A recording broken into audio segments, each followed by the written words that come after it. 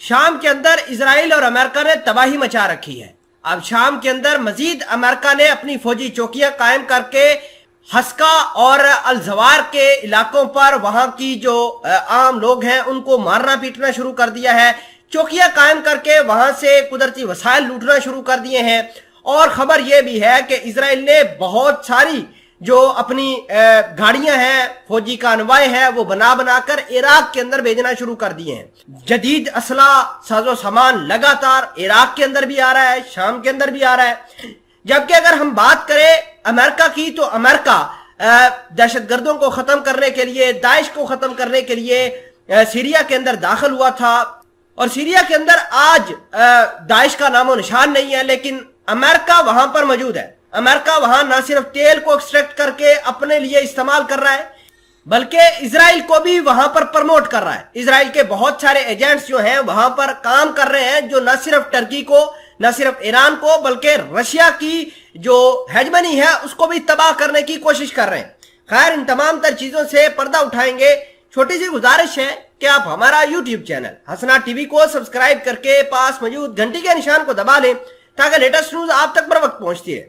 خبر یہ ہے کہ لبنان کے اندر ایک میٹنگ ہوئی، اس میٹنگ کے اندر حزب اللہ کی جو جماعت ہے، جو پولیٹیکل پارٹی ہے، اس کے کچھ اہلکار اس میٹنگ کے اندر موجود تھے۔ وہاں پر امریکہ اور اسرائیل کے بھی لوگ آئے ہوئے تھے، لیکن سب نے اسرائیلی اور امریکہ کے ساتھ ہاتھ ملایا۔ لیکن لبنان کے اندر جو حزب اللہ کا وہ پولیٹیکل کمانڈر تھا، اس نے ہاتھ ملانے سے انکار کر دیا، جس کے بعد اسرائیل اور امریکہ کے اندر حزب اللہ کو لے کر کافی بڑی جو ہے وہ ڈیبیٹ شروع ہو گئی۔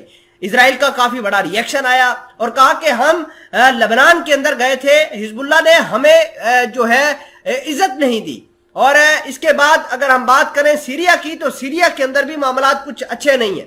کل حلب شہر کے اندر حلب انٹرنیشنل ایئرپورٹ کو اسرائیل نے بمباری سے دہلا دیا تھا، جس کے نتیجے میں بہت سارے لوگ ہلاک ہوئے تھے، بہت سارا مٹیریل ڈیمیج ہوا تھا۔ اور اسرائیل کا یہ موقف ہے کہ اسرائیل اس وجہ سے اٹیک کر رہا ہے کیونکہ وہاں پر ایران کے جنگجوؤں کے ٹھکانے ہیں۔ ایران وہاں پر اسلحہ لا کر چھوڑتا ہے اور پھر مڈل ایسٹ کے اندر ڈسٹریبیوٹ کرتا ہے۔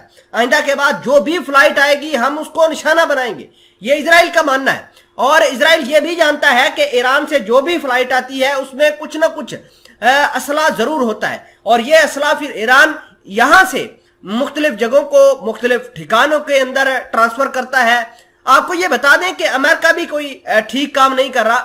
امریکہ نے بھی بہت سارے معاملات بنائے ہیں مڈل ایسٹ کے اندر، خصوصاً الحسکا نام کی اور الزوائر جو علاقے ہیں وہاں پر فوجی چوکیاں قائم کر کے وہاں پر تیل نکالنے کی کوشش کر رہا ہے۔ اب امریکہ کے بہت ساری فوجی گاڑیاں، آرمڈ وہیکل یہاں سے نکل کر، یعنی شام سے نکل کر کردستان کے اندر جا رہے ہیں، اور امید یہ ظاہر کی جا رہی ہے کہ کردستان کے اندر بھی امریکہ تماشا کرے گا اور بڑا تماشا ہو سکتا ہے۔